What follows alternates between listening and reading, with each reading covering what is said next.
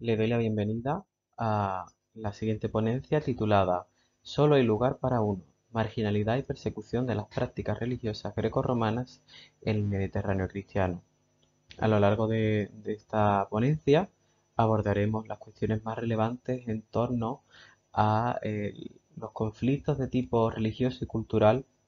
que se desarrollaron en la tardoantigüedad, concretamente entre los siglos tercero y cuarto, eh, entre las doctrinas cristianas y aquellas que no eran cristianas.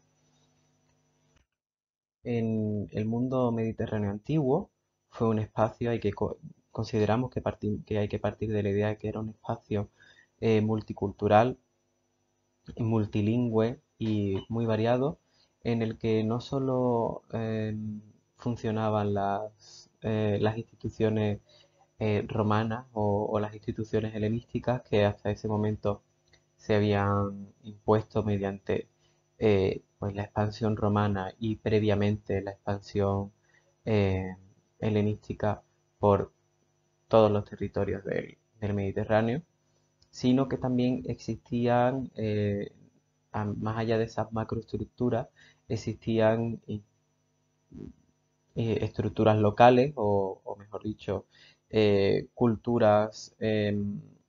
locales, y que éstas también tuvieron un gran protagonismo en el desarrollo histórico del Mediterráneo, así como tuvieron un gran impacto dentro del desarrollo de las culturas mediterráneas. Vamos a trabajar con las instituciones políticas y las religiones oficiales. Hay que tener en cuenta que estamos en un momento, esta época es un momento en el que el cristianismo consigue alcanzar un estatus de oficialidad dentro de las instituciones romanas, y ello conlleva una serie de cambios en el desarrollo social de los cultos religiosos y las prácticas sociales que los cultos y que las diferentes manifestaciones religiosas condicionan. Y asimismo nos centraremos en los autores cristianos y su visión del paganismo grecolatino o de los cultos grecorromanos que no eran cristianos. Nuestros objetivos son así examinar las referencias a estos cultos no cristianos en la literatura cristiana, analizar los argumentos principales para el contraste que se realiza entre los sistemas morales y religiosos pertenecientes a estos cultos, puesto que dentro del mismo cristianismo había diferentes sistemas y se estaban configurando en este momento a través de concilios, a través de los diferentes patriarcas de las iglesias. Y nuestro objetivo último es poner de relieve los aspectos principales de la marginación de estos cultos no cristianos en la tardoantigüedad y su desarrollo a lo largo de la historia. En nuestra metodología vamos a examinar la moral cristiana frente a a la moral pagana. Estos son aspectos muy importantes. El desarrollo de la moral cristiana como religión abrahámica tenía unas peculiaridades frente a la moral de los sistemas religiosos grecorromanos, que venían aparejadas al hecho de los diferentes tipos de cultos, su origen, su desarrollo, así como las condiciones sociales, políticas y económicas en los que se desarrollaban, puesto que los cultos grecorromanos eh, tenían unas particularidades relacionadas tanto con el politeísmo como con la configuración de su sacerdocio y las implicaciones que estos tenían en la vida social. También examinamos en nuestra metodología la cuestión de la virginidad cristiana y la no cristiana, puesto que este es un aspecto fundamental, como indicaba Michel Foucault en sus escritos, en el mundo cristiano y este desarrollo de este cristianismo del siglo tercero y del siglo cuarto, donde la virginidad era uno de los aspectos fundamentales, puesto que tenemos tratados como los de Gregorio de Nisa, Crisóstomo, Atanasio de Alejandría, en fin, esto en el Mediterráneo oriental. Claro, en el Mediterráneo occidental también tenemos tratados sobre la virginidad, y fue un tema muy importante ya que comienza el desarrollo del monacato y de las prácticas ascéticas para el cristianismo. Y claro, era muy necesario establecer diferencias en cuanto a qué es la virginidad cristiana en contraposición, o no en contraposición, sino más bien eh, a diferencia de la virginidad no cristiana. Asimismo, también resulta importante examinar pues, prácticas sociales como el matrimonio, ya que eh, el matrimonio romano, bajo el derecho romano y las instituciones romanas, no se correspondía exactamente con el propósito o con la idea de matrimonio de acuerdo con los cultos cristianos. Y dentro del seno del cristianismo existieron opiniones, como ahora veremos en en los resultados. Existieron opiniones que no siempre eran favorables en torno al matrimonio, o que al hablar sobre virginidad y ascetismo encontraban que el matrimonio podía ser un obstáculo. Como parte de los resultados, aportamos varias citas de la literatura, y en este primer, que van a abordar estos aspectos metodológicos. Y en primer lugar vamos con Eusebio, un fragmento de la vida de Constantino, en la que nos habla de la destrucción o el desalojo de un templo de Afrodita. Este templo que como nos indica, que era un lugar donde existían disidencias a nivel sexogenérico para la moral cristiana, puesto que habla de prostitución, habla de lo que llama hombres afeminados o que llama no hombres, que probablemente se esté refiriendo tanto a la práctica de- de la castración y los hombres eunucos, así como el hecho de que pudiera tratarse de personas que eh, practicaban se expresaban a través de géneros diferentes, de hombre y mujer, como tenemos constancia que ocurría en múltiples sociedades de la antigüedad. Y nos habla evidentemente también de estos encuentros, que habla encuentros ilegales y adulterio, prostitución, etcétera. En el siguiente fragmento, que es este de Atanasio, es un fragmento, no es griego, es un fragmento copto de la Epístola a las Vírgenes. Nos habla de otra cuestión muy importante, como es la virginidad, que hemos tratado en estos aspectos metodológicos anteriores. Y nos habla de que la virginidad no fue entre los no cristianos, pues habla de las naciones, con las naciones se refiere al mundo greco-romano, y con los bárbaros se refiere a aquellos que eran extranjeros en el mundo greco-romano.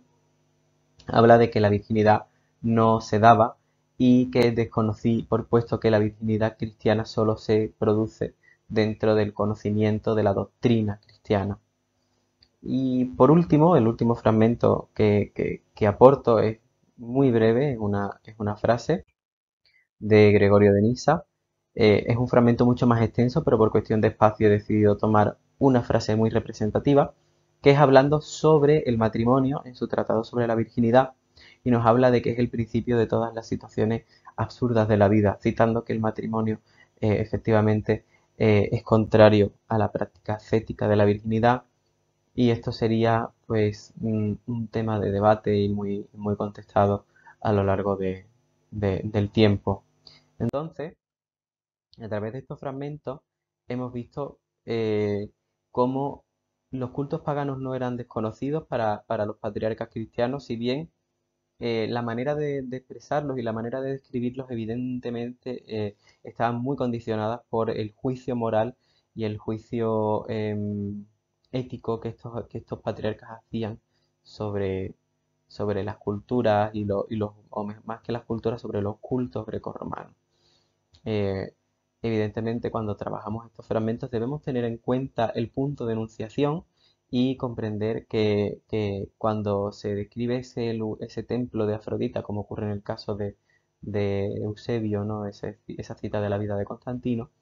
no podemos eh, tomar como literal todo lo que está diciendo, sino comprender, leer entre líneas las tensiones, dónde se localizaban las tensiones sociales entre las doctrinas cristianas y las doctrinas no cristianas, en el sentido de que hace una crítica constante hacia las prácticas sexuales, hacia las costumbres sexogenéricas de las sociedades no reguladas por el cristianismo o de las comunidades no cristianas, y por ahí es por donde entra ese juicio moral que vemos que es la configuración principal del texto, ¿no? Después, también a través del texto sobre la virginidad hemos visto esta distinción de términos religiosos y su aplicación, en el hecho de que en la literatura cristiana se habla de virginidad y se intenta diferenciar de la virginidad no cristiana, diciendo que la virginidad cristiana sí es virginidad en tanto que conoce la doctrina cristiana y lo que hacen es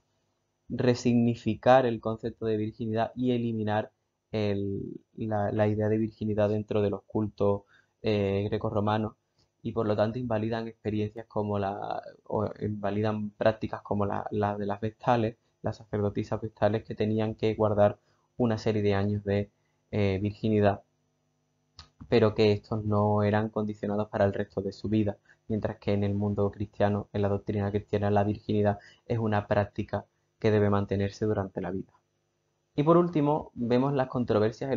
dentro de los mismos autores, en tanto que esto que hace Gregorio de Nisa es contestado por otros autores, igual que hace, por ejemplo, Atanasio de Alejandría, en la misma carta escrita en copto que hemos visto en la cita.